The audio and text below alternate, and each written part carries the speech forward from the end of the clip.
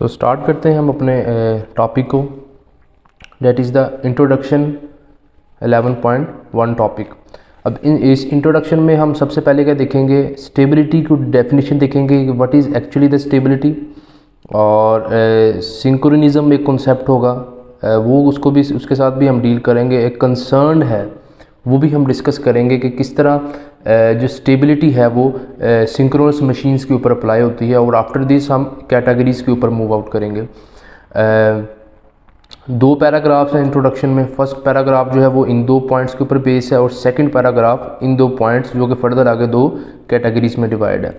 Introduction से हम start करते हैं और सबसे पहले डेफिनेशन ऑफ स्टेबिलिटी और सिंक्रोनिज्म की तरफ मूव करते हैं। बुक को ही फॉलो करेंगे हम। Let me zoom in.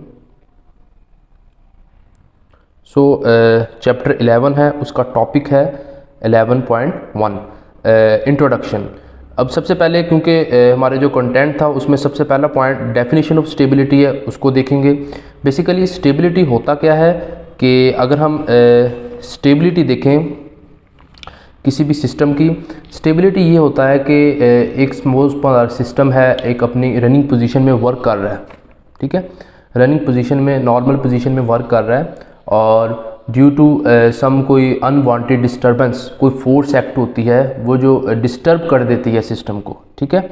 वो जो डिस्टर्बिंग फोर्स है, ठीक है, उस फोर्स को ओवरकम करने के लिए पावर सिस्टम में इतनी फोर्स होनी चाहिए, ठीक है। इट मीन्स के ओवर हमारा जो पावर सिस्टम है it should be capable enough to generate some force that is equal or greater than that force that disturb our system।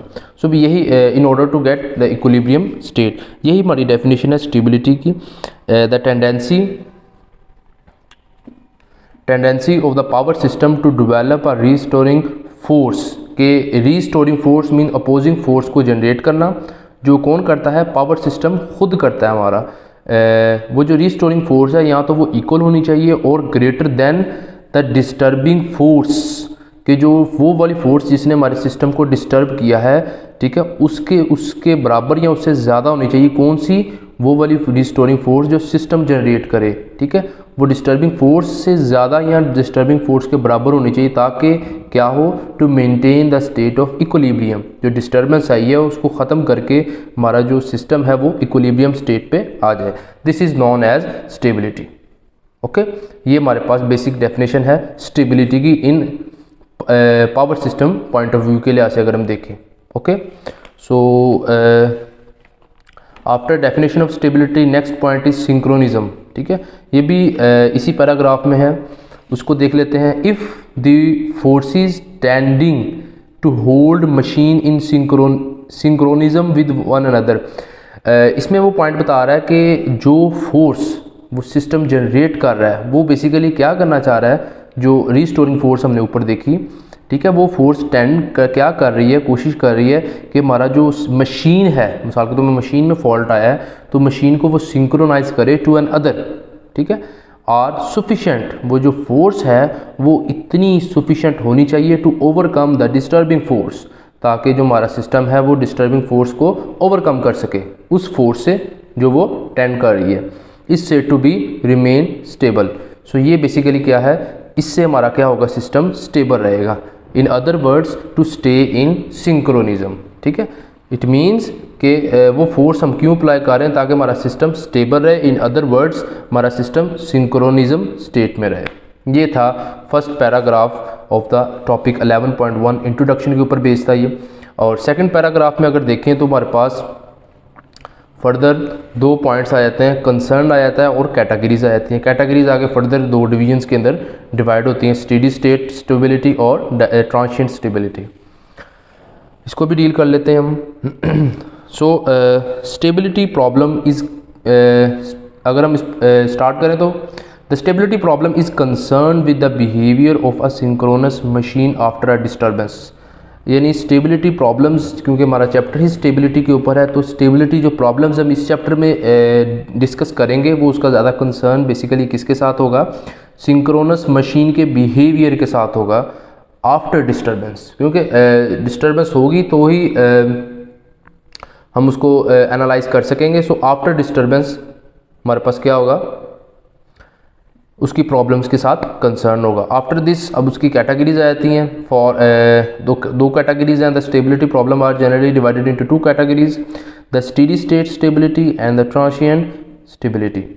Steady state stability basically अगर हम इसको देखें,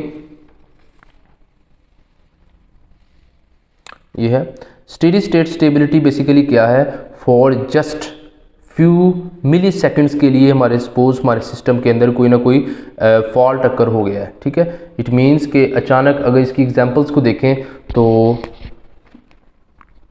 sudden load increase,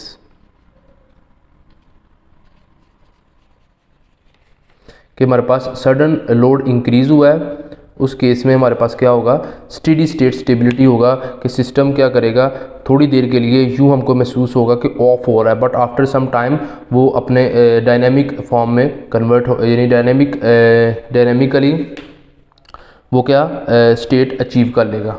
that is जो कि इस point में था, to maintain the state of stability. So यही हमारे पास स्टेडी स्टेट स्टेबिलिटी है। अगर स्टेडी स्टेट स्टेबिलिटी की डेफिनेशन देखें तो steady state stability refers to the ability of a power system to regain synchronism. Synchronism basically क्या है कि लिंक हो जाए to another system, synchronize हो जाए, वो जो सिंक्रोनिज्म है उसको वो दोबारा रीगेन कर ले after small and slow disturbance, ठीक है, बहुत स्मॉल डिस्टर्बेंस के लिए। Such as a gradual power change, इसकी एग्जांपल इन्होंने दी है, जैसे मैंने आपको एक कोड की एग्जांपल कि सडन लोड इंक्रीज, इसी तरह ये कोड कर रहे हैं एग्जांपल कि सडन पावर चेंज, कोई हमारे पास ग्रेजुअली स्लोली कोई पावर चेंज होता है, उसके इसमें हमारे पास क्या होता है, सडन इंक्रीज या डिक्रीज आ जाता है, तो वो बेसिकली एग्जांपल होगी स्टेडी स्टेट रिस्पॉन्स। ये होता है बहुत माइनर मिली सेकेंड्स के लिए ये फिनोमिना होता है, ठीक है। आफ्टर दिस अगर हम इसका दूसरा नाम यहाँ पे इन्होंने कहा है, the extension of the steady state stability is known as dynamic stability, ठीक है। अब हम सेकेंडली मूव करते हैं, हमारा नेक्स्ट जो कैटेगरी है that is the transient stability. Transient stability क्या है, इसकी भी फर्दर आके सब ट्रांसिएंट के अंदर भी डिवीजन है, बट हम ट्रांसिएंट स्टेबिलिटी एनालिसिस के ऊपर ही रहेंगे। Transient stability deals with the effect of large sudden disturbance such as the occurrence of fault। It means कि कोई मेजर फॉल्ट हमारे सिस्टम के अंदर अक्कर हो जाता है जो कि काफ़ी नंबर ऑफ साइकिल्स के लिए रहता है। A sudden outage of line, इसकी एग्जांपल दे रहे हैं कि हमारे पास कोई लाइन है वो आउट हो जाती है। इसकी डिमोस्ट्रेशन हमने लैब्स के अंदर भी पढ़ी होगी, पावर सिस्टम ऑपरेशन और कंट्रोल की स्टूडेंट्स ने, कि वहाँ पे कॉन्टीजेंसी क्रिएट हो जाती है कि हमारे पास अगर हम इस कॉन्सेप्ट को देखें कि अगर हमारे पास n नंबर ऑफ बसेस हैं, ठीक है, और हमारे पास होता क्या है, यहाँ n ब्रांचेस हैं, n ब्रांचेस अगर हम कंसीडर करें बसेस के अंदर, तो ब्रांच कर लो या जनरेटर कर लो, तो सपोज हमारी एक ब्रांच जो है वो कट हो जाती है ड्यू टू सम फॉल्ट की वजह से, ठीक है, टेम्परेरी फॉल्ट की वजह से। तो बेसिकली क्या होगा कि हमको क्या करना पड़ेगा, उस ब्रांच को रिमूव कर देना होगा या उस जनरेटर को रिमूव कर देना होगा ताकि हमारा जो सिस्टम है वो अपनी कंडीशन को नॉर्मल वर्किंग मेंटेन रख सके। सो हम क्या वहाँ पे क्या करेंगे, n-1 कॉन्टीजेंसी के थ्रू हम अपने सिस्टम को नॉर्मल वर्किंग पोजीशन में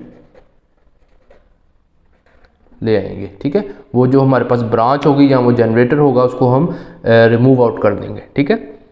तो ये तो था, ये तो मैट पावर के ऊपर है बेसिकली कंसर्न। मैं यही बताना चाह रहा था इसका कि कोई ब्रांच आउटेज हो जाती है हमारे पास, और the sudden application of removal of load, या कोई हमारे पास लोड ही डिसकनेक्ट हो जाता है, ठीक है, रिमूव हो जाता है, तो ये मेजर डिस्टर्बेंस के अंदर आते हैं हमारे पास कौन, ट्रांसिएंट स्टेबिलिटी, ठीक है।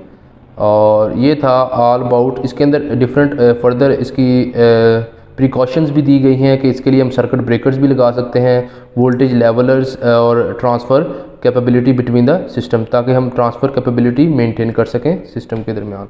सो ये हमारे पास था, this is all about the introduction of this chapter, that is 11.1 topic. Clear? After this अब हम सेकंड जो टॉपिक है इसका 11.2, उसको हम नेक्स्ट वीडियो के अंदर डिस्कस करेंगे। शुक्रिया, थैंक यू।